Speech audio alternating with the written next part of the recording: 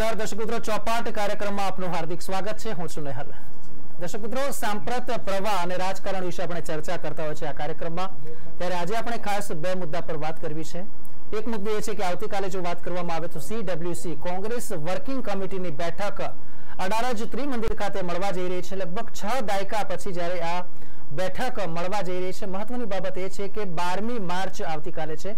12મી માર્ચની જ્યારે વાત કરવામાં આવે એટલે સ્વાભાવિક છે કે દાંડી કૂચનો એ દિવસ પણ આપણને યાદ આવે। એક ઐતિહાસિક મહત્વ તરીકે પણ આ દિવસનું મહત્વ આપણે જોઈ રહ્યા છે। ત્યારે આ દિવસે કોંગ્રેસ વર્કિંગ કમિટીની બેઠક મળવા જઈ રહી છે।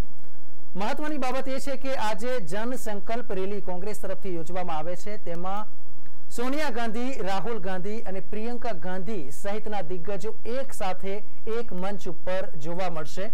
આ ઉપરાંત વાત કરીએ તો પૂર્વ પ્રધાનમંત્રી ડોક્ટર મનમોહન સિંહ પણ આ પ્રસંગે ઉપસ્થિત રહેવાના છે। અન્ય દિગ્ગજ નેતાઓની જો વાત કરીએ તો કુમારી શૈલજા, આનંદ શર્મા, ગુલામ નબી આઝાદ, અંબિકા સોની સહિતના જે મહાનુભાવો છે તેઓ પણ ઉપસ્થિત રહેશે। સ્વાભાવિક છે કે કોંગ્રેસ કાર્યકરોનો જોમ અને જુસ્સો જે છે તેમાં ચોક્કસથી વધારો થશે, તેમાં કોઈ બેમત નથી। અને ખાસ કરીને હવે તો જે આચાર સંહિતા પણ લાગુ થઈ ગઈ છે, કારણ કે ગઈકાલે જ ચૂંટણી પંચ દ્વારા તારીખ જે એનાઉન્સમેન્ટ કરી દેવામાં આવી છે અને તેને લઈને પણ જો વાત કરવામાં આવે તો આ એક ખરો સમય કહેવાય કે જ્યારે CWCની મીટિંગ મળી રહી છે। પ્રિયંકા ગાંધી કાર્યકરોને સંબોધે તેવી પણ શક્યતા અહીંયા જોવામાં આવી રહી છે। તો સાથે જ અન્ય એક સમાચારની જો વાત કરીએ તો આજ દિવસે કોંગ્રેસની CWCમાં હાર્દિક પટેલ છે તે કોંગ્રેસમાં વિધિવત રીતે જોડાશે। હવે અહીંયા બે મહત્વના સવાલ છે કે હાર્દિક છે તેને હાઈકોર્ટનો જો કોઈ મુદ્દો ના નડે તો પછી હાર્દિક ચૂંટણી લડી પણ શકે છે। ત્યારે આજે જે પ્રમાણે સમાચાર સામે આવી રહ્યા છે, હાર્દિક જો કદાચ ઉભો રહે છે તો તેને જામનગરની સીટ આપવામાં આવે તેવી પણ પૂરેપૂરી શક્યતા છે। સવાલ એ છે કે એક બાજુ આ પ્રમાણે હાર્દિક પટેલનું કોંગ્રેસમાં સ્વાગત થવા જઈ રહ્યું છે, તો બીજી બાજુ કોંગ્રેસના જેવા અનેક નેતાઓ છે, અનેક ધારાસભ્યો છે કે જે એક પછી એક પહેલા તું ચાલ ને તારા પછી મારો વારો એવી રીતે સતત કોંગ્રેસ છોડી રહ્યા છે, કોંગ્રેસ ત્યજી રહ્યા છે અને એ જે પંજો છે તેનો જે હાથ છે તે હવે કમળે ઝીલી લીધો છે। સવાલ એ પણ ઉભો છે કે જ્યારે કમળ છે આ પ્રમાણે ઝીલી લે છે તો પછી આપણે કમળનો જે આકાર છે તેમાં પણ હવે ફેરફાર જોવા મળી રહ્યા છે, કારણ કે આ એ જ ભારતીય જનતા પાર્ટી છે કે જે કોંગ્રેસ કરતા તદ્દન વિરુદ્ધ તેની વિચારસરણી આપણે જાણીએ છીએ અને એ જ વિચારસરણી હવે એક પછી એક કોંગ્રેસના નેતાઓને આયાત કરી રહી છે અને તેને કારણે જે ભારતીય જનતા પાર્ટીના નેતામાં પણ અસંતોષ જોવા મળી રહ્યો છે। અત્યાર સુધી જે ધારાસભ્યો ગયા તેની વાત કરીએ તેમાં આજે પણ એક નામ નવું સામે આવ્યું છે અને તે છે વલ્લભ ધારવિયા। તેમણે આજે કહ્યું છે કે આજે ફરી એકવાર હું મારા મૂળ ગોત્રમાં પાછો ફર્યો છું અને કોંગ્રેસમાં ટાંટિયા ખેંચ ચાલે છે। બહુ મહત્વપૂર્ણ નિવેદન કહેવાય જ્યારે CWCના એક દિવસ પહેલા આ પ્રકારનું નિવેદન આવે। તો બીજી બાજુ જીતુ વાઘાણીનું નિવેદન એવું છે કે હાર્દિકનો અસલી ચહેરો સામે આવી ગયો છે। જે પ્રમાણે હાર્દિક છે તે કોંગ્રેસની બી ટીમ તરીકે વર્તતો હતો અને હવે તે ખુલ્લું પણ પડી ગયું છે। ભાજપનું જ્યારે કોંગ્રેસીકરણ થઈ રહ્યું છે ત્યારે સવાલ એ છે કે નબળો કોણ અને સબળો કોણ, અને જે લોકોને પ્રજાએ ચૂંટીને મૂક્યા હોય તે લોકો આવી રીતે તુરંત જ 24 કલાકમાં પદ છોડી દે, 24 કલાકમાં અન્ય પાર્ટીમાં જોડાય અને પછી તરત જ તેમની જો કેબિનેટ મંત્રીનું પદ આપી દેવામાં આવે તો પછી પ્રજા કોના ઉપર વિશ્વાસ કરે, આ પણ એક સવાલ છે। તો આ જ વિષય પર આપણે ચર્ચા કરવી છે। ચર્ચામાં ભાગ લેવા માટે આપણી સાથે સ્ટુડિયોમાં ઉપસ્થિત છે ભારતીય જનતા પાર્ટી તરફથી નેતા ભૂષણ ભટ્ટ। ભૂષણભાઈ, આપનું હાર્દિક સ્વાગત છે। સાથે જ કોંગ્રેસ તરફથી નેતા સુનિલ જીકર આપણી સાથે છે। સુનિલભાઈ, આપનું પણ હાર્દિક સ્વાગત। રાજકીય વિશ્લેષક તરીકે વાસુદેવ પટેલ, વાસુદેવજી આપનું પણ હાર્દિક સ્વાગત છે। ભૂષણભાઈ, સૌથી પહેલા આપની પાસે આવવા માંગુ છું। મહત્વપૂર્ણ છે કે CWCની જે તડામાર તૈયારીઓ ચાલી રહી છે એટલે આ તો કોંગ્રેસનો મુદ્દો છે, પરંતુ ભારતીય જનતા પાર્ટી પણ CWCને સૌથી વધારે ફટકો પડે, વધારે ને વધારે ભારતીય જનતા પાર્ટીમાં આપણે લેતા આવીએ એવો પ્રયોગ આપણને જોવા મળે છે અને જીતુભાઈનું કહેવું છે કે આ તમામ જે નેતા આવે છે તેનું અમારે સ્વાગત છે। શું આપને લાગે છે કે હવે ભાજપ પોતે કોંગ્રેસ બની રહી છે? ભાજપ ક્યાંય કોંગ્રેસ બનતી નથી। આપણે કીધું કે 60 વર્ષ પછી પહેલી વખત દેશ આખાની વર્કિંગ કમિટી ગુજરાતમાં મળી રહી છે એટલે કેટલો આનંદ હોય, પણ જેના ઘેર પ્રસંગ છે એના ઘેર માતમ। ક્યારેય આવું દેશની અંદર બન્યું નહીં હોય એવો માતમ કોંગ્રેસની વર્કિંગ કમિટી પહેલા 50માંથી 5માંથી 4 જતા રહ્યા, ખાલી બાકી રહ્યું એવી ભેટ એમના સભ્યોએ નરેન્દ્રભાઈ મોદીના નેતૃત્વને સ્વીકારી અને વિકાસને સ્વીકારી અને ભારતીય જનતા પાર્ટીના દ્વારે સ્વીકારી અને આગળ આના જેવી મોટી લપડાક આ દેશમાં કોંગ્રેસને કઈ હોઈ શકે કે જેના ઘેર પ્રસંગ હોય, આટલી મોટી બેઠક હોય અને આટલો મોટો થપ્પડ અને છતાં પણ કોંગ્રેસ એમ કે અમે એનો જવાબ આપીશું. કયા મોઢે વાત કરે? સમજી લેવું જોઈએ, કોંગ્રેસ પાર્ટીએ સમજી લેવું જોઈએ, આત્મચિંતન કરવું જોઈએ, આત્મમંથન કરવું જોઈએ કે ક્યારે ના બનેલી ઘટના વર્કિંગ કમિટી ગુજરાતમાં મળે એ પહેલા કેમ આવી થપ્પડ કદાચ 130 વર્ષ જૂની કોંગ્રેસને ક્યારેક નહીં મળી હોય એવી થપ્પડ મળી છે. ચલો બિલકુલ ભૂષણભાઈ, આપણે વાત કરી. સુનિલભાઈ, આપની પાસે આવવા માંગુ છું. એક સીધો સવાલ પૂછવો છે કે એક પછી એક ધારાસભ્ય જે અત્યારે કહેવાય કે જે કોંગ્રેસના કાંગરા કરતા હોય અને બિલકુલ જે પ્રમાણે કહી શકાય કે આજે એક પછી એક ધારાસભ્યો જાય છે, ચોક્કસથી કોંગ્રેસમાં ચિંતાનું મોજું ફરી વળવું જોઈએ, પણ તેમ છતાંય જ્યારે કોંગ્રેસના જુદા જુદા નેતાના નિવેદનો સામે આવે છે તો એમાં ક્યાંક એમ છે કોઈ એમ કહે છે કે ભાઈ અમને ખ્યાલ નહોતો, કોઈનું કહેવું એમ છે કે અમે હવે તેઓ ના જાય તે માટેના પ્રયાસ કરીશું. શું કામ આપણું સંગઠન માળખું નબળું છે કે આવી રીતે એક એક વિકેટ પડી રહી છે? પહેલી વાત તો આપણે જે કરી તે પ્રમાણે અને ભૂષણભાઈએ કીધું એનો 1-2 મિનિટમાં જવાબ આપી દઉં કે 60 વર્ષ પછીની જે કોંગ્રેસની વર્કિંગ કમિટી CWC મળે છે એમાં ચોક્કસપણે હું એવું કહું છું કે કોંગ્રેસ પક્ષના કોઈ પણ ધારાસભ્ય અથવા કોઈ પણ નાનો કાર્યકર એ પક્ષ છોડીને જાય તો એનું દુઃખ અમને હોય જ અને હોવું બી જોઈએ અને દરેક કોંગ્રેસની છે. પણ એમણે જે નરેન્દ્રભાઈના નેતૃત્વની વાત કરી એની સામે હું આપને એક વાત કહું કે આમાં એક પણ નેતાએ એવું નથી કીધું, સમજી લીધો. આજે જે ગયા ધારાસભ્ય એમણે કીધું મને કોંગ્રેસથી તકલીફ હતી ને કોંગ્રેસમાં એમણે આગળ એવું બી કીધું. સાંભળ્યું નથી, ફરી વખત રિપીટ કરીને કરી દીધું. હવે કરી દીધું, આટલી જ વાત છે. હવે આપણે કરી દઈએ. ઓકે, હવે એ બી રિપીટ કરીશું. ઓકે ભાઈ, હવે એમણે એવું કીધું કે હું પહેલા ભારતીય જનતા પાર્ટીમાં હતો, સમજી લો, અને પછી હું કોંગ્રેસમાં આવ્યો, એટલે મેં ઘર વાપસી કરી છે. જી, આપ સમજી લીધો. હજી ભૂષણભાઈ આપ સાંભળી લેજો, હજી તમને કહું છું, મને ખબર છે તમે તોડવામાં તમે માહિર છો, મને ખબર છે એ વાત. ના ના ભાઈ, પણ હું તમને આ તો વાત કરું છું, એ આપને પેલું કહેવાય ને વારસામાં આવેલું છે, એટલે ચિંતા નહીં. વારસા હું તમને કહીશ, આનો જવાબ હું તમને ચોક્કસ આપીશ. અશોકભાઈના વારસામાં આવ્યું છે ભાઈ, આપ મને ટાઈમ આપ્યો, જવાબ ચોક્કસ હું આપીશ. ભૂષણભાઈ તમને ટાઈમ આપ્યો ને ત્યારે હું નથી બોલ્યો, મહેરબાની નહીં બોલ્યો. હું તમારા તમે મારા અંગત મિત્ર છો અને હું તમને એટલું જ કહું છું કે ભારતીય જનતા પાર્ટીની જે પ્રણાલિકા છે ને પ્રવક્તાની, એમાંથી તમારી જેવા સજ્જન માણસ જો આવું કરે તો એ મને થોડું મેં ક્યાં તમને ડિસ્ટર્બ નહીં કર્યા, તમે બોલો એટલે એટલી જ વાત. હા, હજી કરી રહ્યા છું એમ કહું છું તમને. એટલે બેઝિકલી ગઈકાલે મિનિસ્ટર બનેલા એમણે એવું કીધું કે ભાઈ મને કોંગ્રેસમાં કોઈ વાંધો નહોતો.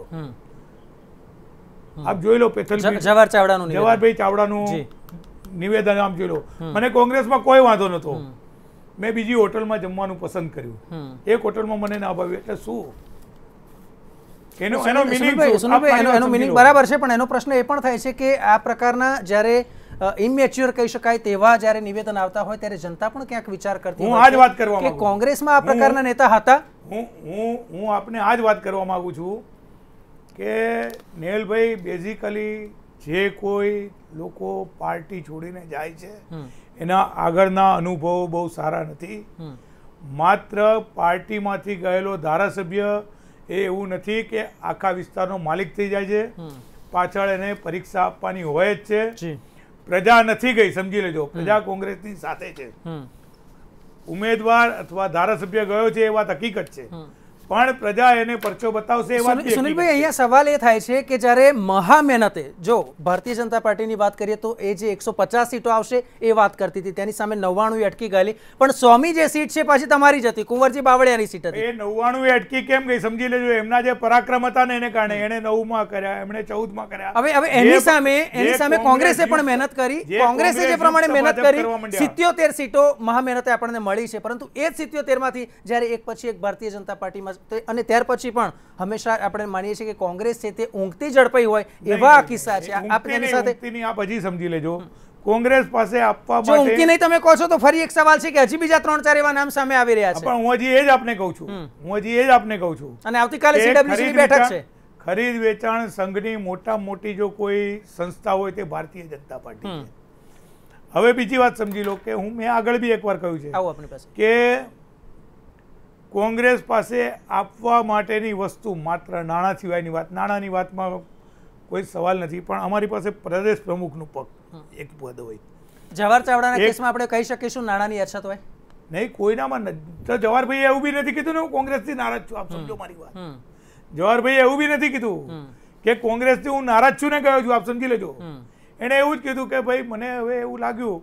હા, હું તમને આ ધારાસભ્યો માટે એક બીજી વાત કહી દઉં કે જો કોઈ ધારાસભ્ય એમ કહેતો હોય કે મારું કામ નથી થતું ને એ કામ મારા વિસ્તારમાં થાય, એના માટે થઈને મોટા ભાગના ધારાસભ્યો આવું બોલ્યા છે, એના માટે થઈને હું ભારતીય જનતા પાર્ટીમાં જોડાયો છું, તો એના બે વસ્તુ સમજી લેજો. આશાબેન માટે 22 કરોડ લીધા એવું કીધું, રૂપિયા વેચાયા.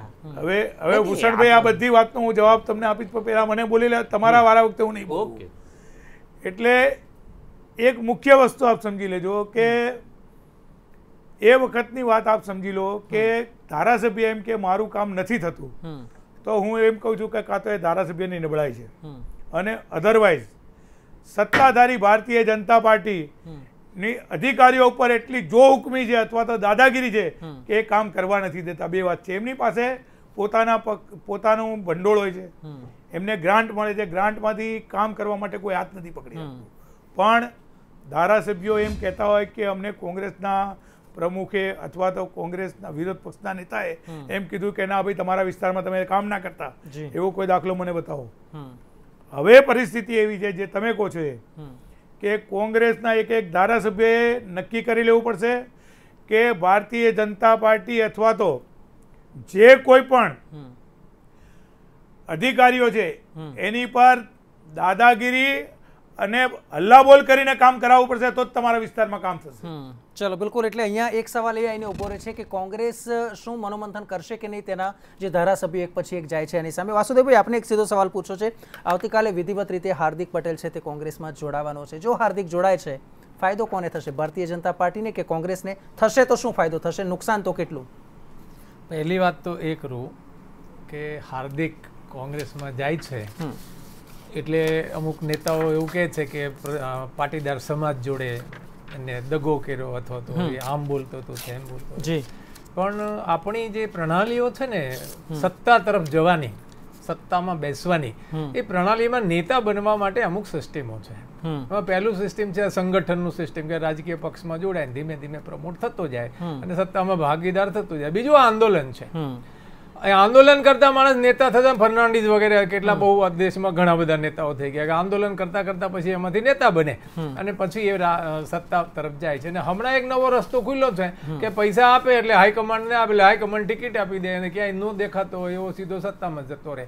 આ 3 રસ્તામાંથી કોઈ પણ રસ્તે જાય છે બધા. એવા હાર્દિકે જે આંદોલનનો રસ્તો પસંદ કર્યો છે એમાં એને ક્યાંય ભૂલ કરી એવું મારું નથી માનવું. બીજી વાત કે આ બધા કરે જ છે એટલે એ સ્વાભાવિક ક્રમમાં થયું છે. બીજું એવું છે કે પટેલ સમાજની એવી અપેક્ષા હોય કે અમારો નેતા હોય તો અમારા કામો થાય.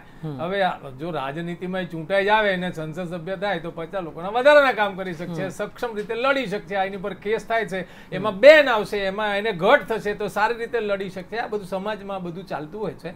બીજી વાત તમે કીધી એની ફાયદો કોને થશે, તો ફાયદો કોને, નુકસાન પણ કોને, એ હું તમને સમજાવું. આમાં એવું છે કે પાટીદારો આંદોલન કરે ને, ગુજરાતની આ તાસીર છે કે તો બાકીની જે કોમ્યુનિટી છે એ કોમ્યુનિટી સામે જતી રહે છે. આજ દિન સુધી 7મા સરકાર બની, 12મા સરકાર, 7મા ગોરધનભાઈના કારણે બની, 12મા કેશુભાઈ પટેલની પાર્ટી પણ પાટીદાર જેવી પાર્ટી છે એટલે એવું વાતાવરણ બનાવી દીધું. એને કારણે જે ફાયદો થયો કે બાકીની કોમ્યુનિટી સામે જતી રહી. 17મા એમાં મોટું ગાબડું પડ્યું. એને આજે રિઝલ્ટ બદલાયા છે ને એમાં બહુ મોટું ગાબડું પડ્યું. એટલે ભારતીય જનતા પાર્ટી છે ને એ ચૂંટણી છે ને ખાલી પ્રચારથી નથી લડતી, સ્ટ્રેટેજીથી લડે છે.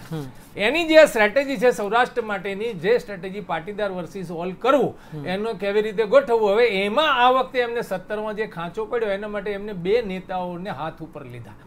બાકીના નેતાઓ તો સામેથી અમુક જતા હોય છે, જેમને હાથ ઉપર લીધા એમાં આપણા પેલા કોળી એક કુંવરજી બાવળિયા અને હમણાં બીજા જે લીધા જવાહર લીધા છે એ આહિર માંથી આવે છે. એટલે આહિર અને કોળી પાટીદાર સામે મર્સીસ જો એ મંડાઈ જાય તો ફરી એનું એ સમીકરણ પેદા થાય. એટલા માટે થઈને આ બેને ટાર્ગેટ બનાવેલા છે. આમાં એવું છે, ભલે કોંગ્રેસ વાળા હા પાડે કે ના પાડે, પણ જેને ટાર્ગેટ સત્તાવાળા બનાવે અને પછી એને પોતાની વ્યક્તિગત જ બચવાના સવાલો આવે ને, એટલે એ માણસ છે ગમે તેવું હોય તો પાર્ટી કોઈની શિસ્તને કશું કોઈ ન. બીજું અત્યારે તો શું થયું, મેં ગઈ વખતે કદાચ અહીંયા જ કીધું હતું કે હવે છે ને ધારાસભ્યોને અને જે સંસદ સભ્યો છે તો સ્થાનિક સ્વરાજની ચૂંટણીઓમાં જે લોકો જીતેલા છે એનો ભાવપત્રક બનાવી દેવું જોઈએ કે આ જોતો એટલે આટલા મળશે ને આ જોતો એટલે આટલા મળશે. ખરીદ વેચાણ આ લોકતંત્રની જો દશા બેઠાડી છે ને, તોડે જિલ્લા પંચાયતો તોડે, માણસોને ખરીદે. અરે ભાઈ, તમે લોકતંત્રને ક્યાં લઈ જવા માંગો છો? તમે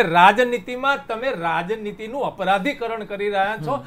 આ ક્યાં જઈને અટકશે? એટલે આ જે ફાયદો છે, હાર્દિક જે ગયો છે કોંગ્રેસમાં, એનાથી ફાયદો કોંગ્રેસને છે. કદાચ હાર્દિકને વ્યક્તિગત નુકસાન હોઈ શકે, કારણ કે હાર્દિક આમાં શું છે કે ચલો, એટલે આપનો એક બાબત અહીંયા માનવી છે કે કદાચ કોંગ્રેસને ફાયદો થઈ શકે, પણ અહીંયા સવાલ એ પણ છે કે કોંગ્રેસના કેટલાક જે નેતાઓ છે ને એમનું પણ એવું માનવું છે કે હાર્દિક જો આવશે તો કદાચ કોંગ્રેસને નુકસાન થઈ શકે છે. આ પણ એક છે, કેટલાક લોકો નથી ઈચ્છતા કે હાર્દિક કોંગ્રેસમાં આવે. એને પાટીદાર અત્યારે કોઈ આંદોલનમાં નહીં રહે ને. મૂળ શું છે કે પાટીદારો આંદોલન જે ધાર્મિક સંગઠનો છે જે અત્યાર સુધી હાર્દિક સાથે હતા તેનો સપોર્ટ હાર્દિકને મળશે. સપોર્ટ આમાં પાર્ટી જો સમાજ છે ને કોઈ દિવસ આવી રીતે વ્યક્તિગત સપોર્ટ કરતો જ નથી હોતો. એની એક પોતાની ધારણા હોય છે, માન્યતા હોય છે. અને પાટીદાર સમાજ તો એકદમ જેને કહેવાય કે એડવાન્સ છે રાજનીતિમાં. એટલે પાટીદારો કે હાર્દિક કે એમ કરી નાખે અથવા તો કોઈ નેતા કે એમ કરી નાખે એવું નથી હોતું.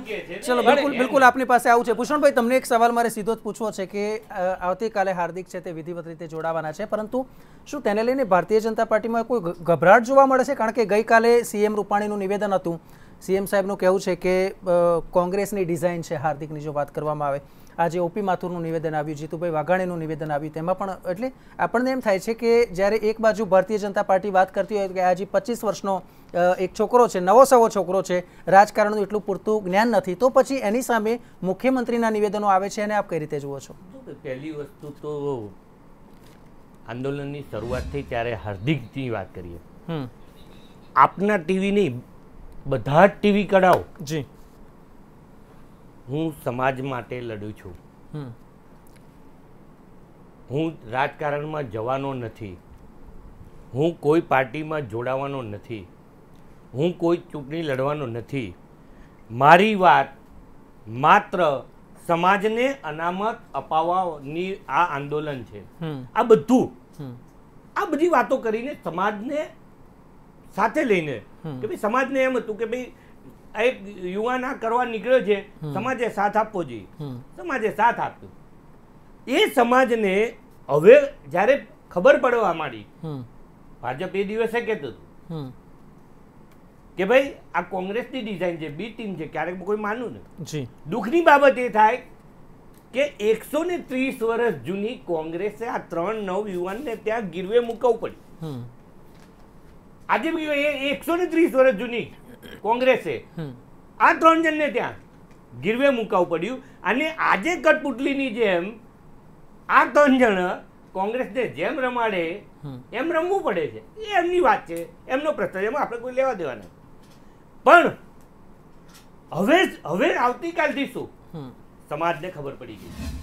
અને આખા આંદોલનની અંદર માત્ર પાટીદાર એક અનામત માટેની વાત હતી, પણ દેશ આખાની અંદર સાબિત કરી બતાવ્યું કે બંધારણીય રીતે કોઈ છેડછાડ કર્યા વિના સવર્ણોને બિન અનામત 10% આપવાનું કામ એ નરેન્દ્રભાઈએ કર્યું. એક માત્ર પાટીદાર તો હાર્દિક ભૂષણભાઈ, જો આ કામ નરેન્દ્રભાઈએ કર્યું હોય તો પછી હાર્દિક પટેલ તેમ છતાંય 10% આર્થિક અનામત આપ્યા છતાંય ભારત પ્રત્યે આટલી નફરત કેમ હાર્દિક પટેલને? કોને? હાર્દિક પટેલને 10% ભારતીય જનતા પાર્ટીએ આર્થિક અનામત આપી, તેમ છતાંય હાર્દિકની ભારતીય જનતા પાર્ટી પ્રત્યે આટલી નફરત કેમ? એમનો વ્યક્તિગત પ્રશ્ન છે. જે જેમની સાથે બેઠા હોય, જેમની ગાડી ચલાવતા કોકે બેક સીટ ડ્રાઇવિંગ કર્યું હોય અથવા કરાવડાયું હોય, હવે ખુલીને બહાર ના આવે, સમય આવે કદાચ એ બી બહાર આવે, આજે નહીં તો કાલે કદાચ આવે. પણ મારી વાત એટલી, પણ સમાજને ખબર પડી ગઈ. હું મારી વાત કરું, હું ભૂષણ ભટ્ટ એટલે સમાજ, હું ભૂષણ ભટ્ટ એટલે પાર્ટી, હું ભૂષણ ભટ્ટ એટલે સંગઠન, એવું નથી હોતું રાજકારણમાં. સમાજ, સમાજની જગ્યા સૌને સાથે લઈને ચાલવાના છે. બરાબર છે. હવે સમાજને બી ખબર પડી ગઈ છે. હવે સમાજ બી કાલથી બહાર આવશે કે ભાઈ અમે તારા આંદોલનની અંદર 14 છોકરાઓ તારા આ આંદોલનમાં જાન ગુમાવ્યા. અને બીજું તમે શું અપાવડાવ્યું સમાજને? તમારે જો આજ કરવું હતું તો પહેલા દિવસે કહી દેવું હતું હાર્દિકભાઈ કે મારે ચૂંટણી લડવી છે, મારે રાજનીતિ કરવી છે, મારે જોડાવું છે. સમાજને તમે ગેરમાર્ગે. ચાલો ભૂષણભાઈ, આપણે એક કેસમાં એવું માની શકીએ કે કદાચ 3 વર્ષ પહેલા, 3.5 વર્ષ પહેલા જે મુખ્ય મુદ્દો હતો એ પાટીદાર અનામતનો હોય અને હવે કદાચ વિચારસરણી બદલાઈ પણ હોય. ફરી એકવાર આપણી પાસે આવું છું, સમયની મારી પાસે મર્યાદા છે ભૂષણભાઈ. મારે આપણે સુનિલભાઈને 11 મિનિટ આપી હતી, મારે 4 મિનિટ થઈ છે. હજુ બીજી મારી વાત કહેવાની. સુનિલભાઈએ સાથ નથી દે. સુનિલભાઈએ જે વાત કરી, તમને અન્યાય નહીં થવા દો ભૂષણભાઈ. પક્ષ પલટાની વાત મને ના થાય એવું બી નહીં થાય તમને. પક્ષ પલટાની યાદ કરાવો. આ દેશની અંદર જ્યારે કોંગ્રેસની ગેર કોંગ્રેસી સરકારો બની, સત્તા વિહોણી કોંગ્રેસે સત્તાને પુનઃ સત્તા મેળવવા માટે શું પ્રયત્ન કર્યા દેશની જનતા જાણે છે, આ રાજ્યની જનતા જાણે. મોરારજીભાઈ દેસાઈની સરકાર હોય, ચરણસિંહની સરકાર હોય, વીપી સિંઘજીની સરકાર હોય, આઈ.કે. ગુજરાલ સાહેબની સરકાર હોય, ચંદ્રશેખરજીની સરકાર હોય કે વાજપેયીજીની સરકાર હોય, આ દેશની વાત થઈ. રાજ્યની અંદર ઘનશ્યામભાઈ ઓઝાની સરકાર હોય, બાબુભાઈ જસભાઈ પટેલની સરકાર હોય, ચિમનભાઈ સરકાર હોય, માધવસિંહભાઈની સરકાર હોય, અને મારા મિત્ર સુનિલભાઈ અમરસિંહભાઈને બેસાડવા માટે જે પ્રયત્નો કર્યા છે ખૂબ યાદ છે એમને.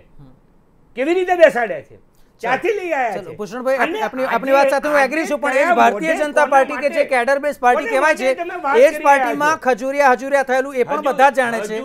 હજુરિયાની પાછળ પણ બેકસીટ ડ્રાઇવિંગ કોનું હતું? ભૂષણભાઈ, કોની દિશા? બરાબર, એટલે એ મુદ્દો પણ નથી. કેડર બેઝ પાર્ટીની જ્યારે વાત આવે છે ત્યારે ભારતીય જનતા પાર્ટીમાં પણ આપણે જોયું છે. ચાલી રહી હતી. ફરી એકવાર ભૂષણભાઈ આપની પાસે આવી. સુનિલભાઈ, એક સીધો મારે સવાલ આપને પૂછવો છે. હાર્દિકને લોકસભાની સીટ માટે, જી ભૂષણભાઈ આપની પાસે આવું છું. સુનિલભાઈ, હાર્દિકને લોકસભાની સીટ માટે કોંગ્રેસ તૈયાર થઈ છે. અલ્પેશ ઠાકોરને ઓલરેડી સીટ આપવામાં આવી છે. જિગ્નેશ મેવાણીને ઓલરેડી બહારથી ટેકો આપીને અપક્ષ ધારાસભ્ય તરીકે કોંગ્રેસે પસંદ કર્યા છે. સવાલ એ છે કે શું કોંગ્રેસના પોતાના એવા લીડરો કોઈ નથી? એમની આ બધા જ જે નેતાઓ છે એને કઈ પાર્ટીમાં જવું એટલી તો એનામાં જ્ઞાની હશે એવું માની રહ્યું છું. અને છે એ બી હકીકત છે. એમાં બે વાત છે, એ લોકો લોક આંદોલનથી બનેલા નેતા છે. કોંગ્રેસ વાળા કે એને પકડીને નથી લઈ આવ્યા. પણ જે એમણે કીધું ને એ પ્રમાણે કહું કે અરુણભાઈને રેસમાં આજે ભારતીય જનતા પણ એક વાત તો એવી બી હતી કે અલ્પેશ ઠાકોર ભારતીય જનતા પાર્ટીમાં જાય તેવી શક્યતા છે. 2 દિવસ પહેલાની જ વાત છે. એ વસ્તુ અલગ છે કે વરઘોડો અલગ વ્યક્તિનો નીકળેલો અને અલગ વ્યક્તિ લગ્ન કરવા બેસી ગયા. ચાલો હું એમ કહું છું, કદાચ એવું બને કે એવું માનતા હશે કોઈ તો એમાં નિષ્ફળ ગયા એવું માની લો. ચાલો એવું તો ચાલો, જી જી જી. હવે રેશમાબેન ને વરુણભાઈ એ ભારતીય જનતા પાર્ટીમાં ગયા તો શું એમનો એજન્ડા એવો હતો કે ભાઈ અમે ભારતીય જનતા પાર્ટીમાં લઈએ? એટલે વરુણભાઈ હતા એ ભારતીય જનતા પાર્ટીના કહેવાથી આંદોલન ચલાવતા હતા. હવે જે વાત કરે છે કે હાર્દિકભાઈ ને એની પાછળ, હું કહું છું રેશમાબેન ના તમે ટીવીના એક ઇન્ટરવ્યુ કાઢી લો. ભારતીય જનતા પાર્ટીને બેફામ બોલે છે. તમારી તાકાત હોય તો કાઢી મૂકો લો. તમારી ચોક્કસ આપણે ભારતીય જનતા પાર્ટી પણ એ મુદ્દે વિચારતી જ હશે કંઈ. એ કદાચ એમના બંધ બારણેની વાત છે, પરંતુ તમે અમારી પાર્ટીની ચિંતા કરો છો. હું તમારી પાર્ટીની ચિંતા નહીં કરી ભાઈ. તમે તમારી પાર્ટીની ક્યાંય ચિંતા નહીં કરતો. ભૂષણભાઈ, તમે હમણાં જ બોલ્યા કે આ 3 જણને ઘૂંટણીએ પડી ગઈ પાર્ટી માટે. એ તો જાહેર વાત છે. તમે રેશમાબેનને ઘૂંટણીએ પડી ગયા. જાહેર રેશમાબેનની જાહેર વાત છે. અમે ઘૂંટણીએ નથી પડ્યા, અમે કોઈને કીધું નથી. રેશમાબેનને જાહેરમાં તમને બોલે છે, કોઈ ના પાડે તો મને કહી દો. હવે આગળ એક વાત સમજી લો. એમણે જે સરકાર તોડવાની વાત કરી ને, મેં આગળ એક શબ્દ ભૂષણભાઈને કીધો, ભૂષણભાઈ આપ ખરાબ ના લગાડતા, હું આપનો બહુ આદર કરું છું. પરમ મિત્ર છે, ક્યાંથી લગાડશે? અરે હું કહું છું તમને કે જે સરકાર તોડવાની વાત એમણે કરી ને, ચીમનભાઈની સરકારે મને કહે છે, પણ એમણે યાદ કરવા જેવું છે કે ચીમનભાઈ વખતે ચીમનભાઈના ધારાસભ્ય એમના ઘેર ખાડિયામાં રહેવા ગયા હતા અને ચીમનભાઈ ત્યાંથી લઈને પાછા આવ્યા હતા. એ સરકાર તોડવામાં ભૂષણભાઈ ઉપરથી નીચે ચાલ્યું આવ્યું છે. એટલે આ કેસનો એવી વાત છે કે હજી એક મિનિટ આ ઉપાય હરખા આપણે બે સરખા એના જેવી છે, એટલે આમાં કદાચ ચર્ચાને આગળ પણ વધારીશું, પણ એનું પરિણામ તો ત્યાં જ આવવાનું છે. સુનિલભાઈ, આપની પાસે ફરી એકવાર આવીશ. વાસુદેવભાઈ, ખૂબ જ ટૂંકમાં મારી પાસે ટોટલ 1 મિનિટ છે, અડધી મિનિટમાં પૂરું કરો આપની વાત. ટૂંકમાં 1 જ મિનિટ વાત કહી દઉં તમને કે આજે જે હાર્દિક ને એ લોકો એમ કહે છે ને કે કોંગ્રેસના પીઠું હતા, હું એમ કહું છું અન્ના હજારે કોણ હતા, બાબા રામદેવ કોણ હતા, 2014માં જેનો તમે ઉપયોગ કરી અને કોંગ્રેસ પાર્ટી સામે એ લોકોને ઊભા કર્યા અને તમારા ગયા પછી 5 વર્ષમાં એક બી દાડો એ લોકો આંદોલનમાં આવ્યા કેમ નહીં? કારણ ભારતીય જનતા પાર્ટીના કહેવાથી થતું આંદોલન હતું. ઓકે, ચાલો, એટલે કહી શકાય કે જ્યારે બેકસીટ ડ્રાઈવની વાત આવે છે ત્યારે માત્ર કોંગ્રેસ નહીં, કોંગ્રેસ પણ હોય કે ભાજપ હોય, ક્યાંક ને ક્યાંક બેકસીટ ડ્રાઇવિંગ થતું જ હોય છે. છેલ્લો એક વાસુદેવભાઈ, આપને મારી પાસે સમયની મર્યાદા છે, ટૂંકમાં જવાબ. પ્રિયંકા ગાંધી પણ આવતીકાલે આવી રહ્યા છે, પહેલીવાર તેઓ સક્રિય રાજકારણમાં ઉતરી રહ્યા છે. ગુજરાતમાં જ્યારે આવે છે, ગુજરાતની 26 સીટ માટે આપનું શું માનવું છે અને કાર્યકરોના જોમ અને જુસ્સામાં કેટલો વધારો થશે? એ ચોક્કસ વધારો થશે. બીજું શું, કોંગ્રેસ છે ને પેલી માંદી ગાય હોય ને એને બગાહો જાજી, એવી એક કહેવત છે ગુજરાતીમાં. કોંગ્રેસ છે ને એ સ્થિતિમાં હમણાં હતી, એટલે મેં હમણાં જ એમને કીધું કે તમારી કોંગ્રેસ જીવંત થઈ રહી છે. એટલે હવે શું થશે કે હવે છે ને બાજી ઊંધી થતી જશે. અને પ્રિયંકાને પ્રવેશ અત્યાર સુધી કેમ નહોતા આપતા? તો અત્યાર સુધી એટલા માટે નહોતા આપતા કે કોંગ્રેસ સામે કંઈ દેખાતું નહોતું. જ્યારે કોંગ્રેસને એમ લાગ્યું કે હવે આપણી સામે કાંઈ રસ્તો ખુલ્લો છે ને આપણે હવે મેદાનમાં આવીએ, એટલે પ્રિયંકાને અને પ્રિયંકાથી ચોક્કસ ફેર પડવાનો છે. કારણ કે આ દેશ છે ને, આ દેશની જે તાસીર છે ને એ કોઈ નેતાની પાછળ જવાની, જેમ 14માં ગયા આપણે નરેન્દ્રભાઈની પાછળ બધા, હવે એ જ રસ્તે કદાચ જો આ બેન ચાલી જાય તો નથી ના જે છે બધું ઊંધું પણ થઈ શકે. આ તો દેશના લોકોની એક માનસિકતા એવી છે આ દેશમાં કે બધા નેતાની પાછળ જવા વાળા લોકો હોય છે. એટલે પ્રિયંકાથી ચોક્કસ ફેર તો પડવાનો જ છે. કોંગ્રેસ કેટલો હિસાબ કરીને જૂના લોકો છે એટલે કેટલો તારીખ પણ નક્કી થઈ ગઈ છે, ઉપયોગ કરી શકે છે. ચાલો, બિલકુલ, એટલે સમય બતાવશે. વાસુદેવભાઈ, અહીંયા આપણે ચર્ચાનું સમાપન કરીશું, પણ એક બાબત સ્પષ્ટ છે કે પ્રિયંકા ગાંધીની એન્ટ્રીથી કોંગ્રેસ છે તે મજબૂત થશે, તેમાં કોઈ જ બેમત નથી. ત્યારે હવે સવાલ એ છે કે પ્રિયંકા ગાંધીની એન્ટ્રીથી કોંગ્રેસ ફિર એક બાર કે પછી અબ કી બાર મોદી સરકાર ફિર એક બાર, એના ઉપર અત્યારે સૌ કોઈની નજર મંડરાયેલી છે. તારીખ છે તે જાહેર થઈ ગઈ છે, પણ હવે જોવાનું એ છે કે ચૂંટણીની જે તારીખ આવે ત્યાં સુધીમાં મતદાતાઓનો જે મત છે તે જળવાઈ રહેશે કે પછી બદલાશે, તેના ઉપર પણ સૌની કોઈ નજર છે. તો ચર્ચામાં ભાગ લેવા બદલ ભૂષણભાઈ આપનો ખૂબ ખૂબ આભાર, સુનિલ જીકાર આપનો પણ ખૂબ ખૂબ આભાર અને વાસુદેવભાઈ આપનો પણ ખૂબ ખૂબ આભાર. તો દર્શક મિત્રો, આ હતી આજની આપણી આ ચોપાટ. આવતીકાલે ફરી મળીશું એક નવા વિષય સાથે. નમસ્કાર.